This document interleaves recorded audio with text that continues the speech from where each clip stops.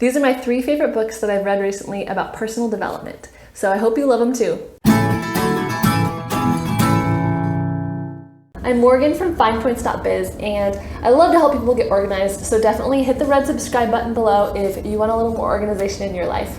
This video is a collaboration with some of my YouTube friends. Everyone's talking about their 3 favorite books that they've read recently about personal development. So definitely after you watch this video, check the description box below and you'll see a playlist with everyone's videos in it. It's a really interesting and diverse group in the playlist, so I know you'll want to check out their channels and subscribe if you're into their content. I'm a bookkeeper and I have my own business. Right now I'm a solopreneur. And so these books are just really helpful about like mindset and setting up your business. All right, so the first book on my list is the EMyth Revisited by Michael Gerber. And I've been hearing about this book for a long time, so I finally was able to read it and I really did enjoy it. And I feel like I got a lot out of it that is really applicable to my business. He talks a lot at the beginning of the book about how 80% of small businesses fail. And so then he gives his thesis, which is that your small business shouldn't be based on you, but it should be based on systems that you put in place. So he's really into putting systems in place, which I love. He says within each person is a technician, a manager, and an entrepreneur. He describes it, I'm sitting at my desk working for someone else at my 9-to-5 job as a bookkeeper, and then I'll have what he calls an entrepreneurial seizure, which means like I decide, oh, I'm gonna start my own bookkeeping business. What a great idea. But then really, the technician is not necessarily equipped to have all the skills that you need as a business owner.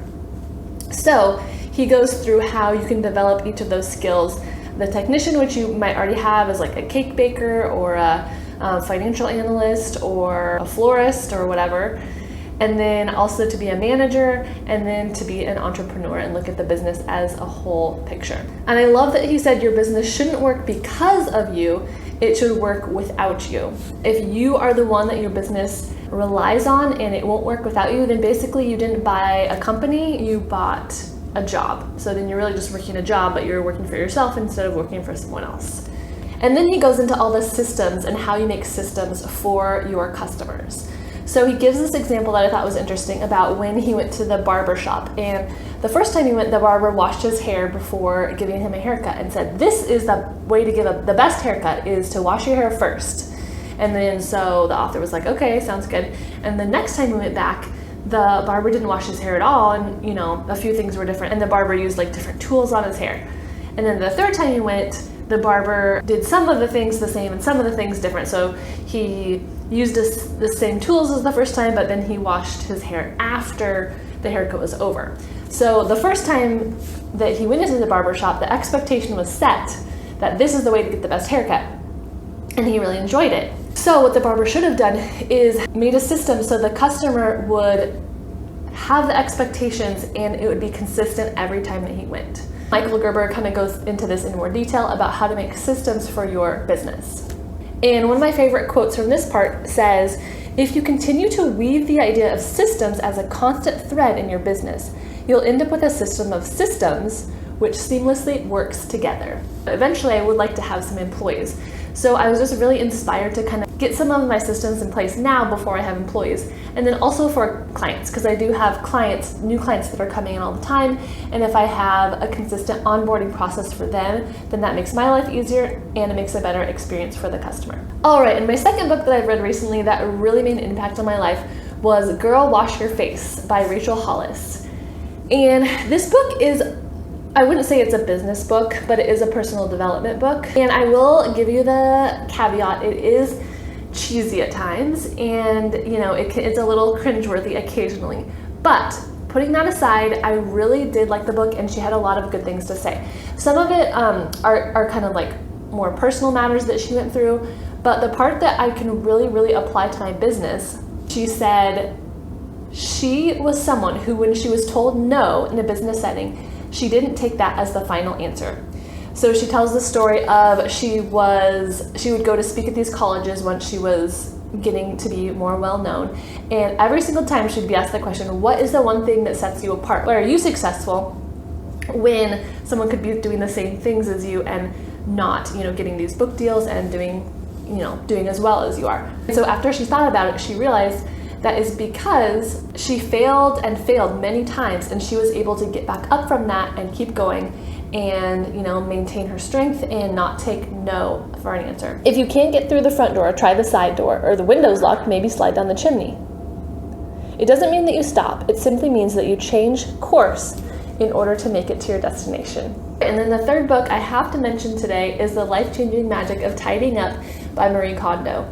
And I know this book is super popular, almost like overdone at this point, but it really made a huge, huge impact on my life. I read it probably about 5 years ago, and I feel like I was already kind of interested in like the minimalism thing and kind of going down that path. I was already organized. Reading that book was really able to kind of jumpstart my life into like a more living much more minimalistically. Is that a word? I don't know. Is that a word? Much more minimalistically? I don't know if that's a word, but as a minimalist. I'm not gonna give you necessarily a summary of her book because you can Google that if you don't know much about her. But she has you clean your house, but then within cleaning your house, it's like really like philosophical as well. By picking out only the things that you love and keeping them, I don't know, I just feel like I really appreciate that, that philosophy in every area of my life.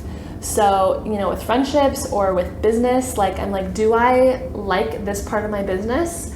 I can analyze it, yes or no, and then I can just pick the parts that I want to do and then figure out what to do with the rest. Maybe hire someone, not include that as part of my services as a bookkeeper. And in her book, she says, human beings can only cherish a limited number of things at a time. I don't know, I just feel like that's true to just get rid of the excess things that aren't working for me and really pare down to what I love in every aspect of my life. Thanks so much for watching this video. I hope that you enjoyed it and you got some new books to add to your book list. Let me know in the comments any books that you would recommend that I read. I am a very avid reader and I love reading. Usually I tend to read more fiction books, but I'm trying to read more business books and development books so that I can keep my business brain growing. Don't forget to check out the playlist with all those awesome YouTubers. I'll link it up here on the screen. And please subscribe to my channel. I'd love it if you stuck around. Again, my name is Morgan from FinePoints.biz, and I'm a bookkeeper who helps you get organized.